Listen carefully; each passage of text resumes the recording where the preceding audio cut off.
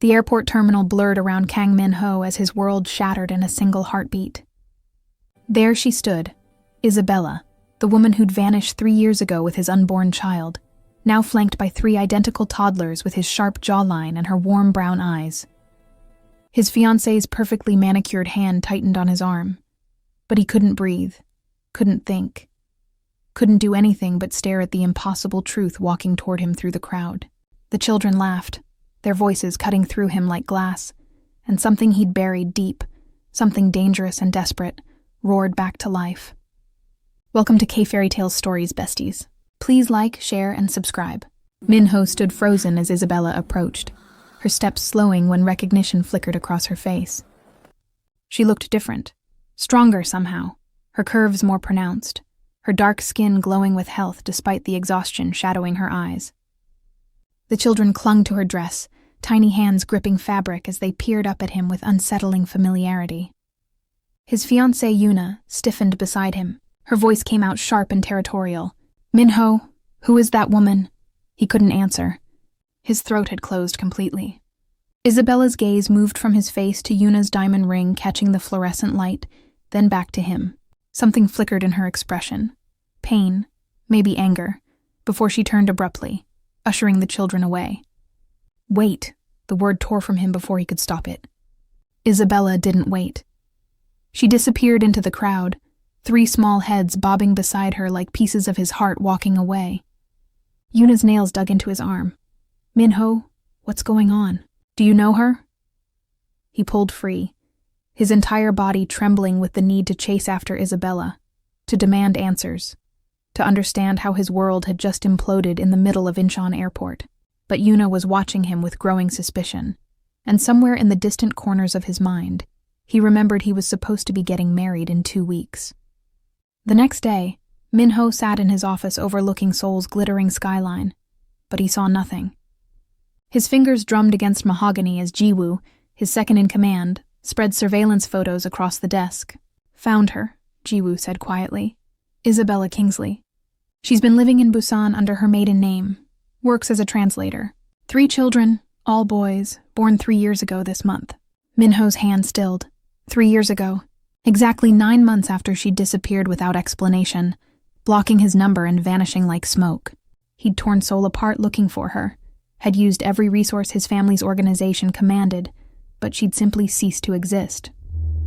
"Names?" His voice came out hoarse. "She calls them Kai, Leo, and Ethan. Western names, nothing Korean. As if she'd wanted to erase every trace of him from their lives. Rage and longing warred in his chest, a toxic combination that made his hands shake. "Address?" Jiwoo hesitated. "Boss, you're getting married. Yuna's family has already merged half their operations with ours. If you..." "Address." That evening, Minho stood outside a modest apartment building in a quiet Busan neighborhood, watching lights glow in a 3rd-floor window. Through the glass he could see Isabella moving around, her silhouette soft and domestic as she prepared dinner. The children darted in and out of view, their laughter drifting down to the street. He'd built an empire on ruthlessness, had ordered men killed for lesser betrayals than keeping his children from him. But standing there in the growing darkness, watching the family he didn't know he had, Minho felt something crack inside his chest. His phone buzzed. Yuna's name flashed across the screen, but he silenced it without looking. The next morning, Isabella found him waiting outside her building. She froze mid-step, keys dangling from her fingers, eyes widening with something between fear and fury. "How did you find me? Did you really think you could hide from me forever?" His voice came out harder than he'd intended, anger bleeding through despite his best efforts. "Those are my sons." She flinched but didn't back down. "They're my sons. You have no right." "No right?" The words exploded from him. "I had no right to know I was a father? You had no right to make that decision alone." People were starting to stare. Isabella's jaw tightened, and she moved past him toward the entrance. "This isn't the place." "Then where? When?" He caught her arm, gentle despite the fury coursing through him. "You owe me answers, Isabella." She yanked free, but something flickered in her expression, old pain resurfacing. "I owe you nothing. You made your choice 3 years ago." "What choice? You disappeared." "You wouldn't return my calls, wouldn't..." I saw you, she whispered, and her voice cracked. I came to tell you I was pregnant and I saw you with her. Your family's arranged match. Your perfect Korean bride. I heard your father telling you to forget the foreign distraction and focus on the merger. Minho's world tilted. You were there? When? It doesn't matter now. She straightened, rebuilding walls he could see rising between them. You're engaged, again. I saw the ring at the airport. So whatever you think you want, whatever you think this is, it's too late. She disappeared inside before he could respond, leaving him standing in the morning sun with the wreckage of 3 years of misunderstanding scattered at his feet.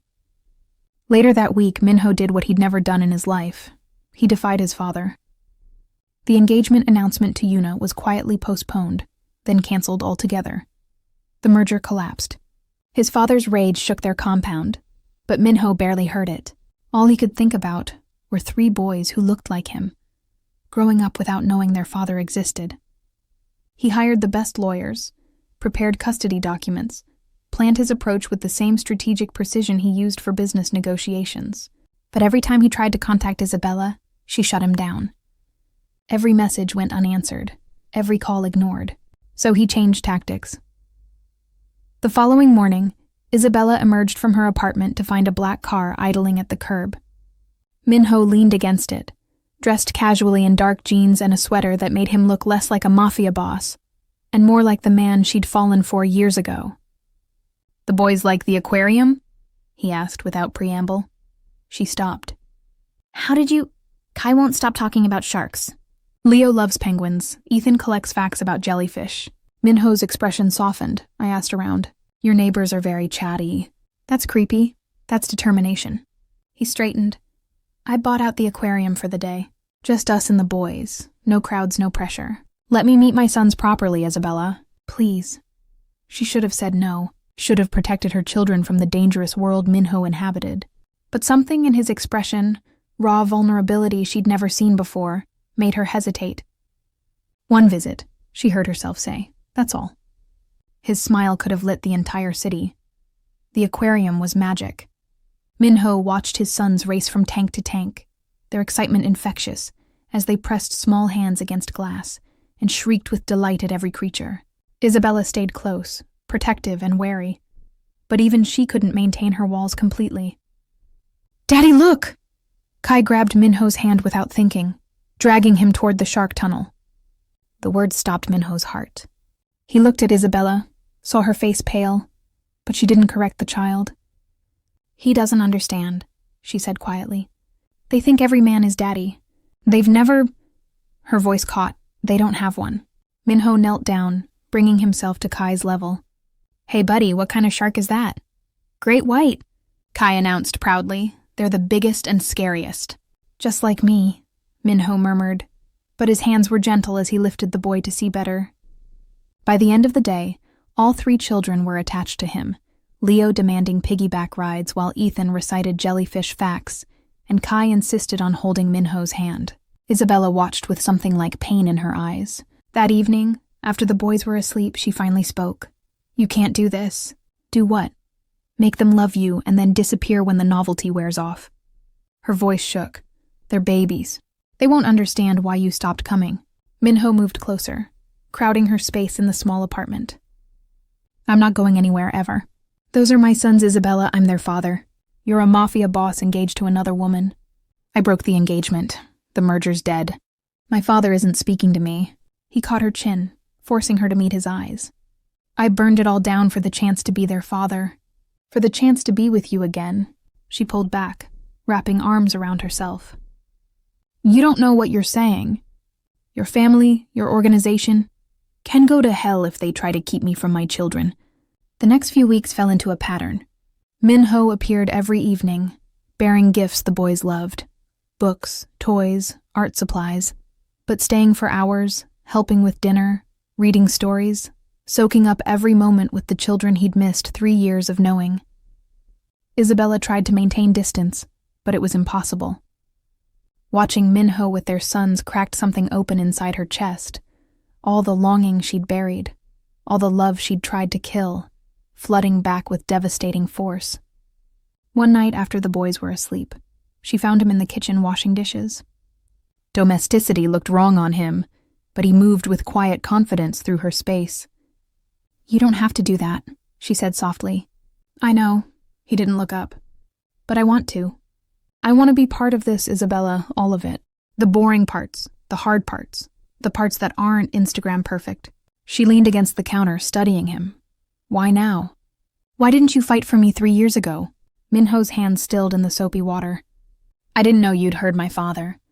Didn't know you thought I'd chosen the arrangement over you." He turned to face her, and his eyes held 3 years of regret. "I spent months looking for you, tore the city apart, but you were gone, and I thought you'd decided I wasn't worth the complications. I was pregnant and alone and terrified," Isabella whispered. "And I loved you so much it was destroying me." The confession hung between them, heavy and dangerous. Minho moved closer, slowly, like approaching something wild. Loved past tense? She couldn't breathe with him this close, couldn't think past the way her body remembered his, the way her heart still jumped when he smiled at their sons. "Minho, I never stopped," he said quietly. 3 years, dozens of dates my family arranged. One engagement I agreed to because I thought you were never coming back. And I never stopped loving you. Never stopped looking for you in crowds, never stopped hoping." His hand came up to cup her cheek, thumb brushing across her lips with devastating gentleness. "We have children now," Isabella breathed. "Everything is different. Everything is the same." His forehead touched hers. "You, me, this thing between us that won't die no matter how hard we try to kill it." She should have pulled away. Should have remembered all the reasons this was impossible. But when his lips found hers, soft and searching and heartbreakingly tender, Isabella melted into him like coming home. The kiss deepened, 3 years of longing pouring between them. Minho's hand slid to her waist, pulling her closer, and she gasped against his mouth as desire flooded through her. "The boys," she managed, "are asleep." His lips moved to her neck, finding the spot that had always made her weak. "Tell me to stop and I will. Tell me you don't feel this and I'll walk away." But she couldn't. God help her, she couldn't. Later, tangled in her sheets with moonlight painting patterns across his skin, Isabella traced the new scars marking Minho's ribs. "What happened?" "Territorial dispute. Rival organization thought I was distracted by the cancelled merger." His hand found hers, lacing their fingers together. "They were right. I was distracted. All I could think about was you and the boys." Fear clutched her heart. "Minho, if people know about us, about them, no one will touch you." His voice turned deadly. "I've already made it very clear what happens to anyone who even looks at my family wrong." "Your family?" He rolled to face her, expression serious. "You and the boys, that's my family now. That's what I choose." Isabella wanted to believe him, wanted to trust that this could somehow work. But morning came with harsh reality crashing back. She woke to find the bed empty, Minho's clothes gone. Panic seized her until she heard voices from the kitchen, Minho making breakfast while the boys chattered excitedly around him. "Mama!" Kai spotted her first. Minho made pancakes. She froze in the doorway, watching her sons beam up at the man who'd appeared in their lives like a storm. They'd already accepted him, already loved him. If this fell apart, if he disappeared again, it would break their hearts. It would break hers too. Minho looked up, and something in her expression made him still. He said something quiet to the boys, then crossed to where she stood trembling. "What's wrong? This is too fast." The words tumbled out. "You just appeared, and now you're here every day, and the boys are getting attached, and what happens when your family demands you come back? When they give you an ultimatum between us and everything you've built?" His jaw tightened. "That won't happen. You don't know that. Isabella, I need you to leave." She wrapped arms around herself. "Just for today, I need to think." Something dangerous flickered in his eyes. Possession, refusal, the urge to argue. But he nodded slowly, pressing a kiss to her forehead that felt like a brand. "I'll give you today," he said quietly. "But I'm not giving up. Not on you, not on them, not on us." The day passed in agonizing slowness. The boys asked for Minho repeatedly, confused by his absence. Isabella tried to explain without knowing what to say, tried to protect them without knowing from what. That evening, Jiwoo appeared at her door looking grim. "Minho sent me," he said without preamble. "There's been a development. Isabella's blood ran cold. What kind of development? Yuna's family isn't happy about the broken engagement. They're threatening retaliation, and they've discovered you and the boys exist. The world tilted. What does that mean? Jiwoo's expression turned apologetic. It means you're not safe here anymore. Minho wants you and the children moved to a secure location until this is resolved. No, Isabella stepped back. We're not going into hiding because of his choices. With respect, ma'am, this isn't a request. Jiwoo's phone buzzed and he glanced down, frowning. I need to take this. Don't leave the apartment. He stepped into the hallway, voice dropping to urgent tones Isabella couldn't make out. She stood frozen, mind racing through impossible options. The next morning, everything shattered. Isabella woke to pounding on her door, police demanding entry with a warrant for child endangerment. Neighbors gathered in hallways as officers searched her apartment, questioned her parenting, examined her children with suspicious eyes. Someone had called in an anonymous tip about her fitness as a mother. By the time Minho arrived, she was sitting at the police station with the boys clinging to her, tears streaming down her face as social workers discussed temporary custody arrangements. His entrance was explosive. Doors slammed open, officers scrambled back, and Minho's presence filled the room like violence barely contained. Get away from them. His voice could have cut glass. The social worker started to protest, but one look at Minho's face stopped her cold. He crossed to Isabella, gathering her and the boys into his arms with desperate gentleness. I'm sorry, he whispered against her hair. I'm so sorry, this is my fault. Sir, you can't. I'm their father. Minho turned, and even Isabella shivered at the lethal promise in his expression. These are my sons. This is the mother of my children. And whoever filed that false report is going to wish they'd never been born. It took hours, lawyers, DNA tests, and several phone calls from people whose names made police captains pale, but eventually Isabella and the boys were released. Minho drove them not back to her apartment, but to a sprawling compound outside the city, surrounded by guards and security measures that made her feel both protected and trapped. The boys fell asleep quickly, exhausted by the day's trauma. Isabella stood in the massive bedroom Minho had given them, staring at luxury that felt like a cage. He found her there, standing by the window overlooking manicured gardens. It was Yuna's family, he said quietly. They thought they could force me back by proving you were unfit, by threatening to take the boys away. Isabella's hands clenched into fists. This is exactly what I was afraid of. Your world, your enemies, our world now. He moved closer. Isabella, I know this is terrifying. I know it's not what you wanted, but I will burn Seoul to the ground before I let anyone hurt you or our children. That's not comfort, she spun to face him. That's more violence, more danger, more reasons why this can't work. Then what do you want me to do? Frustration bled through his careful control. Walk away? Pretend I don't have sons? Pretend I don't love you? The confession hung between them, raw and devastating. Isabella's breath caught. You can't love me. We barely know each other anymore.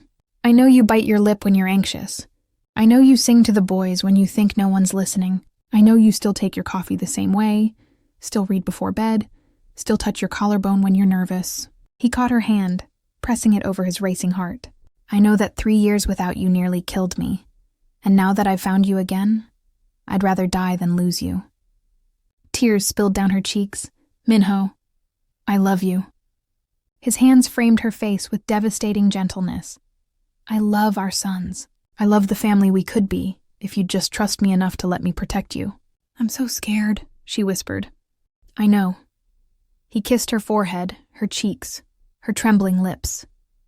But I'm scared too, scared you'll run again, scared I'll fail you, scared I'll wake up and this will all be a dream.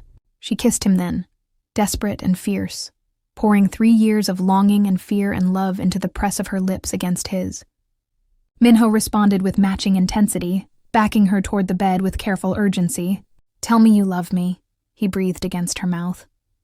Tell me I'm not alone in this. I never stopped loving you. The words broke free like a confession. Even when I hated you. Even when I was terrified. Even when I tried so hard to forget. I never stopped. What happened next was inevitable, beautiful, and achingly tender. Minho loved her like worship, like apology, like promise. And when they finally collapsed together in tangled sheets and racing hearts, Isabella felt something settle in her chest. This was home. Dangerous, complicated, impossible home. But morning brought fresh terror. Isabella woke to find Minho gone, the bed cold beside her. She dressed quickly, checking on the boys, still sleeping peacefully, before venturing out to find him. The compound was silent, guards posted at intervals but offering no information. She finally found Jiwoo in what looked like a security office, his expression grave. "Where's Minho?" Jiwoo hesitated. "There was an incident at one of our warehouses. An attack. He went to handle it personally." Ice flooded Isabella's veins. "How dangerous? I'm sure he's fine. He always—" The explosion came from somewhere across the compound, close enough to rattle windows and send guards racing toward the source. Jiwoo swore, already moving, and Isabella ran after him despite his protests. The garage was engulfed in flames, black smoke billowing into the morning sky. Men shouted, organized chaos as they tried to control the blaze, and Isabella's heart stopped when she saw Minho's car, or what was left of it, consumed by fire. "No," the word tore from her throat. "No, no, no!" Jiwoo caught her before she could run toward the flames. "He wasn't in it. Miss Kingsley, he wasn't in the car." "Then where is he?" As if summoned by her panic, Minho appeared from the smoke, covered in soot and blood but alive, so blessedly alive. His eyes found hers across the chaos, and relief crashed through her so powerfully she nearly collapsed. He was at her side in seconds, hands running over her frantically. "Are you hurt, the boys? We're fine." "You're the one who's—" She touched blood on his temple. "Minho, what happened?" "Car bomb." Remote detonation, his jaw clenched. "They're escalating." Fear turned her blood to ice. The boys, if they'd been in the car, they weren't. They won't be. He pulled her close despite Jiwoo's urgent report continuing in the background. "I'm ending this today. No more threats, no more danger. I'm ending it." Isabella pulled back enough to see his face, to read the deadly promise there. "What are you going to do?" "What I should have done weeks ago." He kissed her hard and fast. "Stay with the boys. Don't leave the compound. I'll be back before dark. Minho!" But he was already gone, Jiwoo and a team of armed men following in his wake. The hours crawled by with agonizing slowness. Isabella kept the boys entertained, played games, read stories, tried desperately not to think about Minho walking into danger because of her, because of their sons. Guards remained posted, professional and silent, offering no information. By evening, she was pacing the bedroom like a caged animal. Finally, as the sun set, Jiwoo appeared in the doorway. His expression was carefully neutral, but relief flickered at the edges. "It's done," he said simply. "Minho's on his way back." "What's done?" "What happened?" "The threat has been neutralized. Yuna's family has agreed to back down. There will be no more incidents." Isabella wanted to ask what that meant, what neutralized entailed, what Minho had done to ensure their safety. But part of her knew she didn't want those answers.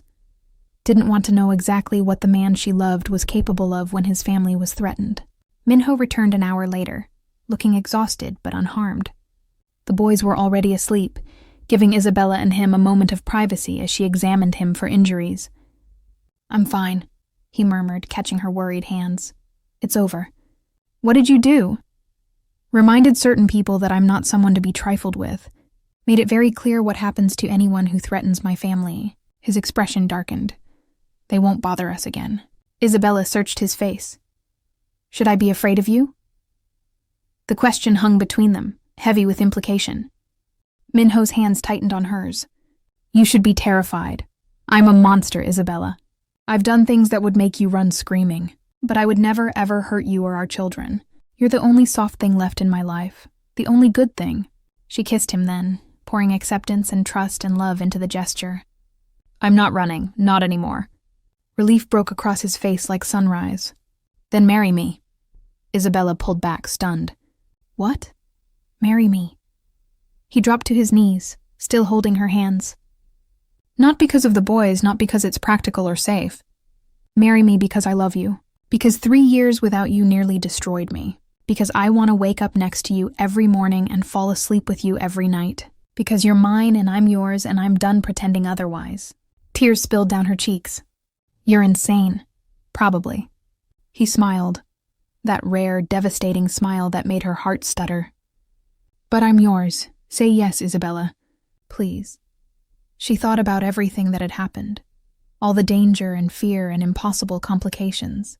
Thought about the boys sleeping peacefully down the hall, already bonded to their father. Thought about her own heart, how it had never stopped belonging to this dangerous, devoted man.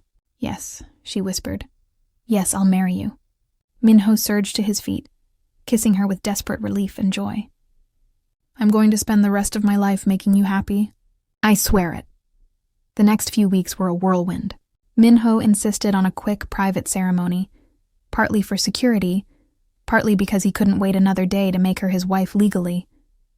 Isabella found herself swept up in preparations, the boys excited about being ring-bearers, Minho's rare smiles becoming more frequent as the date approached. His father attended, stiff and disapproving but present. Other family members came, wary but respectful of Minho's happiness. And when Isabella walked toward him in a simple white dress, holding their son's hands as they scattered petals, Minho's expression was worth every moment of fear and doubt that had brought them here. "I love you," he said when she reached him, loud enough for everyone to hear. "I love you and our sons, and I will protect you with everything I am until my last breath." Isabella's vows were simpler but no less powerful. "I choose you every day, every moment. I choose us." The kiss that sealed their marriage was tender and fierce, full of promise and passion and the certainty that they'd fought too hard for this to ever let it go. That night, with the boys sleeping peacefully in their new home and Isabella wrapped in his arms, Minho finally let himself believe it was real. She was his wife, the boys were his sons, and nothing would ever threaten this family again. "What are you thinking?" Isabella murmured against his chest. "That I'm the luckiest man alive." He kissed her hair. "And that I can't wait to give the boys a little sister." She laughed, the sound light and happy in the darkness. "One step at a time. I have time." His hand splayed across her stomach possessively. "All the time in the world." 6 months later, Isabella stood in the bathroom staring at a positive pregnancy test with shaking hands. Minho found her there, took one look at her face in the test, and sank to his knees with something like reverence. "Really?" She nodded, tears streaming down her face. "We're having another baby." His joy was incandescent, dangerous and beautiful. He kissed her stomach, whispered promises to the tiny life growing there, held Isabella like she was made of spun glass. The boys were ecstatic when they told them, already planning how to teach their new sibling everything they knew. Minho became even more protective, if that was possible, hovering and worrying and driving Isabella crazy with his constant concern. But she loved him for it. Loved the man who'd been ruthless enough to tear down threats to their family, gentle enough to read bedtime stories. Their daughter was born on a spring morning, tiny and perfect with Isabella's warm brown skin and Minho's sharp features. The boys crowded around, fascinated by their baby sister, while Minho held his daughter with trembling hands and absolute wonder.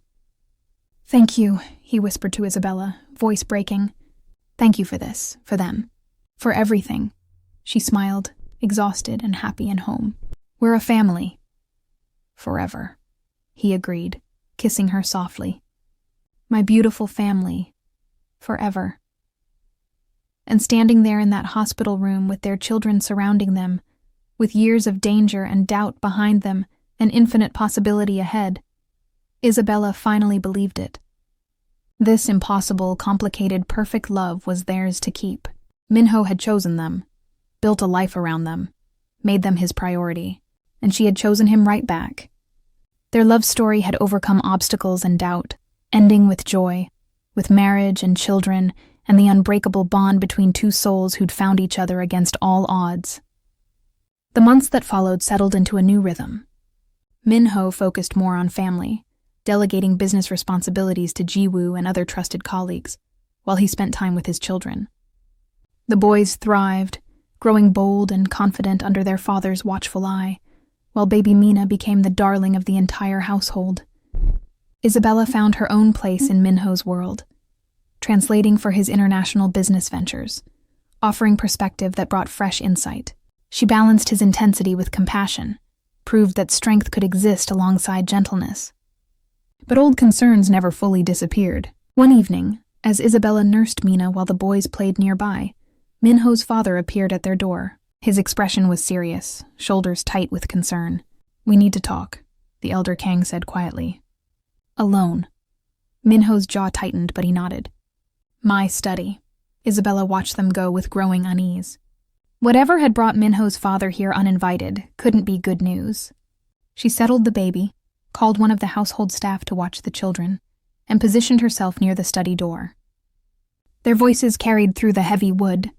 "The family elders want assurances," Minho's father was saying. "Your marriage to the foreign woman, your half-Korean children. It's created questions about the future. My children are my heirs, all of them. That's not changing. The traditionalists disagree. They're suggesting you consider a second wife. Someone Korean, someone who can provide—" The sound of something hitting the floor made Isabella jump. "This conversation is over." Minho's voice came out firm and final. "I need you to leave now." The door opened moments later, the elder Kang walking past Isabella without acknowledging her presence. Minho stood by the window, hands gripping the frame. A vase lay broken on the floor. "How much did you hear?" His voice was controlled, but tension ran through him. "Enough." Isabella moved closer carefully. "Are they really suggesting you take another wife?" "They can suggest whatever they want. It won't happen." He turned to face her, expression determined. "You're my wife, the only wife I'll ever have." She believed him. But she also knew the position this put him in, caught between the world he'd been born into and the family he'd chosen. The meeting with the family elders came 2 weeks later. Minho called everyone together, gathering every influential member into one room. Isabella insisted on being there despite his concerns. "They need to see us united," she said firmly. "They need to see I'm not going anywhere." She stood beside him in traditional Korean dress, their children home with trusted caregivers. The message was clear. She respected his culture even as she brought change with her presence. Minho's opening statement was direct and clear. "My wife and children are not up for discussion. They are family. That's final." The room filled with debate, traditionalists wanting adherence to old ways while younger members pushed for evolution. Through it all, Isabella stood silent and strong. Finally, one of the eldest members stood. "You ask us to accept half-Korean heirs, children who carry foreign heritage. This has never been done. Then we'll be the first." Minho's voice cut through the noise. "Times change. We change with them, or we get left behind. Choose." The vote was close, but Minho's supporters won. His children were recognized as legitimate heirs. His marriage was accepted. But the decision came with consequences. Several old families withdrew their support, changing alliances Minho had relied on for years. Security concerns increased. The boys' kindergarten was changed to private tutors. Even deliveries required additional screening. Minho grew tense, sleeping less, smiling rarely, carrying the weight visibly. 3 months later, everything shifted again. Isabella was in the garden with Mina when Jiwoo appeared, his face ashen. "Mrs. Kang, we need to get you inside now." The urgency in his voice made her blood run cold. "What happened?" "There's been an incident." Minho's convoy was ambushed on the way back from the city. The world tilted as he— "We don't know. Communications went dark 15 minutes ago. The security team isn't responding." Isabella's legs nearly gave out. Jiwoo caught her elbow, already guiding her toward the house as guards materialized from every direction. The boys were brought inside, confused and frightened by the sudden lockdown. Hours crawled by with no word. Isabella paced the living room, Mina crying in her arms, the boys clinging to her legs. Every phone call made her heart stop. Every footstep in the hallway sent hope and terror surging through her chest. Finally, as night fell, Jiwoo's phone rang. He answered, listened, and his expression went carefully blank. "What?" Isabella demanded. "What is it?" They found the convoy. 3 security guards dead, the driver critically injured. He paused, and something in his eyes made Isabella's stomach drop. "Minho's gone, they took him." The room spun.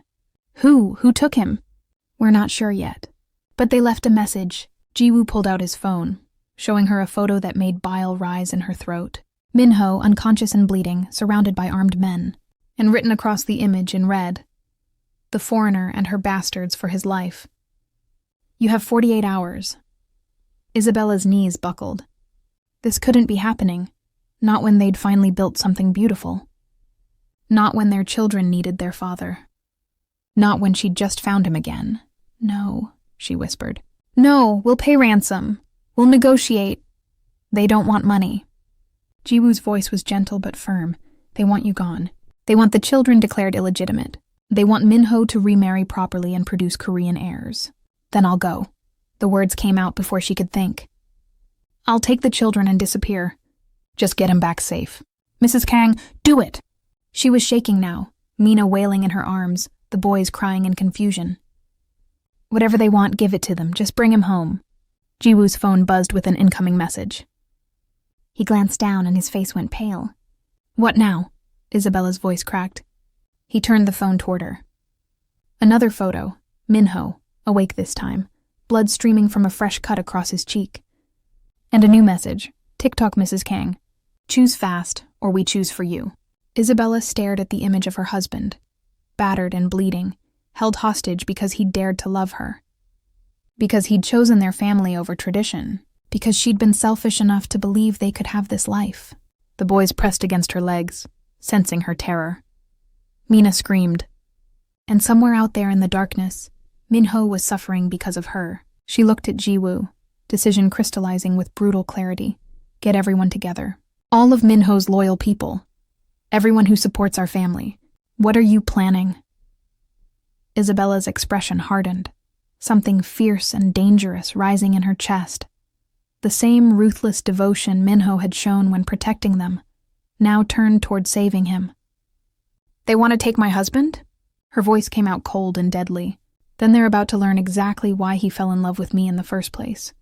She handed Mina to a staff member, kissed each of her sons, and straightened her spine. They think I'm a weakness, she said quietly. They think I'm soft. Let's show them what happens when you threaten a mother's family. My Jiwoo's eyes widened with understanding and something like respect. Mrs. Kang, if you're thinking what I think you're thinking... Make the calls, Isabella interrupted. We're getting my husband back, and then we're ending this tonight. Outside, thunder rumbled in the distance. Storm clouds gathered over Seoul, and in a compound on the edge of the city, Isabella Kang prepared to show the Korean underworld exactly what she was capable of when the man she loved was in danger. The foreigner they'd dismissed as Minho's weakness was about to become their worst nightmare, and God help anyone who stood in her way.